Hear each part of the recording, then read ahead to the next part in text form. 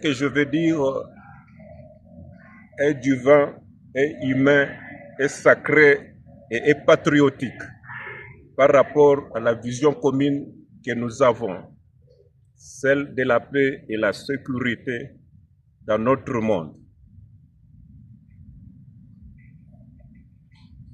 Je veux donc que cette vidéo puisse être transmise, puisqu'elle a une importance capitale.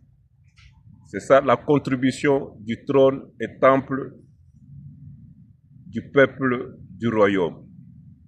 C'est que depuis que David Livingstone avait exploré notre terre, et il en a fait le rapport aux Anglais pour que nous soyons leur colonie.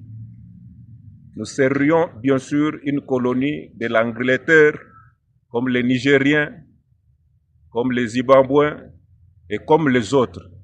Ils ont boycotté et il est allé auprès des Belges. Et plus tard, nous sommes devenus une colonie de la Belgique. Depuis les congrès de Berlin, lorsque les grandes puissances se sont partagées l'Afrique comme étant leur bien, nos ressources minières, tout était pris dans cette perspective de la royauté. Cela était normal. Mais depuis qu'on nous a reconnu la souveraineté nationale et l'intégrité territoriale, depuis que le vent de l'indépendance a soufflé sur nos territoires, l'on a continué à piller nos ressources minières systématiquement. On a violé les bornes, on a tué, on a massacré ce que nous appelons crime contre l'humanité par rapport à la charte constitutionnelle de toutes les nations. Nous demandons donc non seulement que la justice soit faite en ce qui concerne les censures que nous voyons, mais aussi nous réclamons les dommages et intérêts de tous les crimes commis depuis que nous avons été reconnus, afin que la paix et la sécurité puissent être dans notre monde et que nous puissions vivre tranquilles. Nous le demandons puisque nous savons que c'est divin, c'est humain, c'est sacré et c'est patriotique.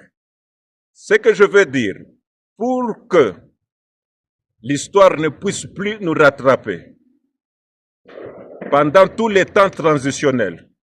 Par exemple, lorsque vous voyez une classe sociale et la classe politique, lesquelles ont la vocation de la gestion de notre patrimoine, abandonnées à elles-mêmes. Tous les poids de ce qui se passe se trouvent sur les épaules des politiciens. Mais ces derniers n'ont pas une culture spirituelle dans laquelle puiser.